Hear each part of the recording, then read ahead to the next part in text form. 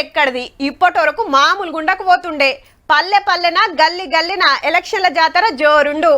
MPTC ZPTC పదవులకు పోటీ చేస్తున్నోళ్ళు పండుగ ఖర్చులా ఇంత పొత్తు కూడా కూడేటోళ్ళేమో. అటెన్కా సర్పంచ్ ఓట్లొచ్చు ఇంకా మజా ఉంటుండే. ఏమంట బీసీ రిజర్వేషన్ల జీవో మీద హైకోర్టు స్టే ఇచ్చిందో మొత్తం ఆగివాయే. సర్కారోళ్ళు కోర్టుల్లో కొట్లాడుతున్నా ఇంకా తొవ్వ సాఫ్గాలే. అరే ఇన్నేళ్లకు మాకు న్యాయం జరగబోతుంటే అట్లెట్లా అడ్డం పడతారని బీసీలంతా రేపు జంగులేపబోతుర్రబ్బా.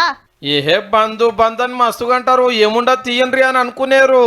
ఎందుకంటే బీసీలు బీసీ సంఘాలు గట్టి పట్టు మీద ఉన్నాయిల్లో బంధుని సక్సెస్ చేసి బీసీల పతారా ఏందో చూపియాలి. నేను ఇవాళ కూడా ర్యాలీలు నడిచినాయి. ఇక రేపెట్లుంటదంటే అదే విధంగా కాలేజ్ యజమానాలు కాలేజీలు బంద్ చేస్తామని, ప్రైవేట్ పాఠశాలలు వాళ్ళు బంద్ చేస్తాం. ఒకవైపు ఆర్టీసీ బస్సులు, షాపులు పెద్ద మొత్తంలో వాలంటరీగా బంద్ చేస్తున్నారు. అందరికి వ్యాపారస్తులకు, పెట్రోల్ బంక్ యజమానులకు, సినిమా టాక్సులకు అందరికి పేరున విజ్ఞప్తి చేస్తున్నాం. ఈ లెక్కన 33 జిల్లాలలో సగులం బంధు అన్ని మూతే. దవాఖాన్లు, మెడికల్ షాపులు, అంబులెన్సులు, ఎమర్జెన్సీ సేవలు నడుస్తాయి.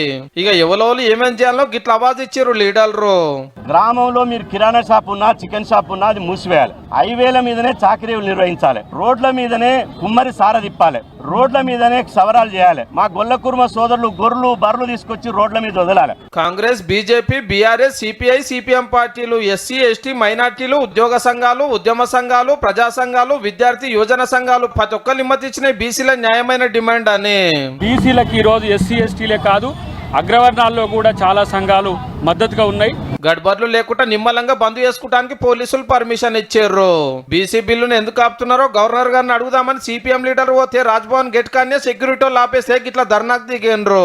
మేం కులగణన చేసిన అసెంబ్లీలో బీసీ బిల్లు ఏకగ్రీవంగా పాస్ అయినా సెంటర్ వాళ్ళు ఆపుతున్నారని ఘనమైతుంది మన గవర్నమెంట్. ఈ రాష్ట్ర ప్రభుత్వం తీసుకొచ్చిన 42% రిజర్వేషన్ తీసుకొచ్చిన బిల్లుని ఆపి అడ్డుపడుతున్నటువంటి భారతీయ జనతా పార్టీకి వ్యతిరేకంగా జరుగుతున్నటువంటి బంద్ ఇది.